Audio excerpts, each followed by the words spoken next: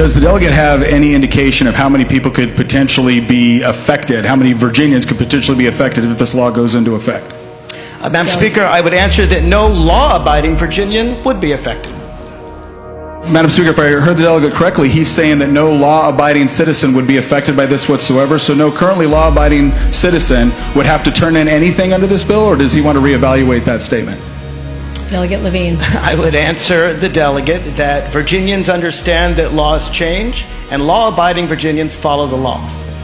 I also noticed that what we're currently doing within this bill is we're going to confiscate legally acquired property, or we're going to demand that it be turned in. Is there any sort of compensation that is offered to citizens as we take their property, or is this a taking with no compensation? Madam Speaker, I would encourage the delegate to read the bill. There is no confiscation. Madam Speaker, speaking of the bill. Delegate Freitas. I see, so there's no confiscation, but if I don't turn it in, then I'm guilty of a Class 1 misdemeanor. I'm not exactly sure what the difference is with respect to that from a legal perspective.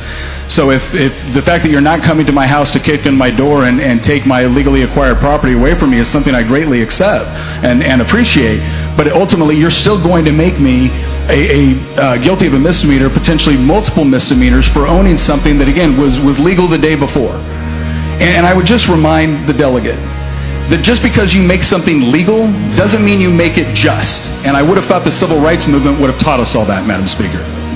The delegate will yield. The delegate will yield. Delegate Freitas, you have the floor. So as I look at this, I guess my initial question is I'm glad it's gone from a felony to a misdemeanor, but my understanding is that you can still go to jail for the sort of misdemeanor that we have on that. Is that correct? Madam Speaker, I will say that there is nothing in this bill that changes the penalties of a misdemeanor.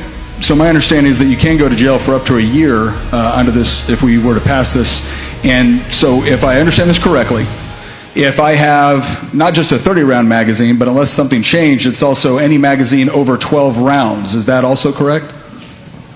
Madam Speaker, I would answer the delegate that the bill makes quite clear that possession of a high-capacity magazine is a misdemeanor, and that it gives a good provision in time to turn in a high-capacity magazine like those used in many mass murders. I understand that we're referring to something as a high-capacity magazine, and we're just simply stating what that is, and we're saying anything over 12 rounds. So most magazines that are used commonly for pistols are 15-round magazines.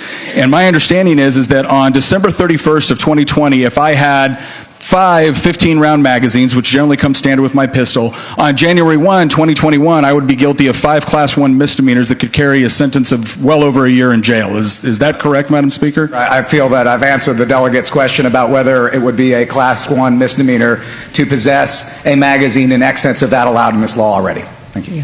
Madam Speaker, will the delegate yield for another question? Will the delegate yield? Madam Speaker, I've yielded for 3 questions and made it quite clear. Thank you. The delegate declines. Delegate Freitas, would you like to speak? Madam Speaker, don't blame him. Speaking of the bill, so again, as I look at this doesn't just cover the magazines. From what I understand, we're also changing the definition with respect to what an assault weapon is.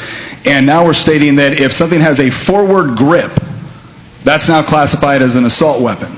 And again, I apparently can't ask any more questions, so I'll just have to assume that that's currently still the law. I'm not exactly sure what makes a forward grip something from a rifle into an assault rifle, especially when you consider that there's incredibly practical reasons why somebody potentially with a disability might need a forward grip in order to be able to better control the firearm that they're actually shooting. But again, this comes down to the same problem that we've had with a number of things, and that is if something looks scary or if I don't perfectly understand it, then therefore I can just designate it as an assault weapon or designate it as a high-capacity magazine, and now it makes it something that I can potentially put you in jail over. The other problem that we have with this, Madam Speaker, is that we go on and we look at various court decisions going forward. These are clearly both firearms and accessories in common use throughout the Commonwealth of Virginia. I'm not sure if we're going to find out exactly how many people would be adversely affected by this and what that would actually mean in court when you look at decisions with respect to Heller, McDonald, Duncan, Fayok. There's any number of different court decisions we have, either that have already been decided or pending, which suggests that what we're about to do here today is entirely unconstitutional. So, Madam Speaker, I would just encourage that we not adopt the underlying legislation. The floor amendments, I can appreciate, make this bill less worse, but ultimately, Madam Speaker, it is still a bad bill. Thank you.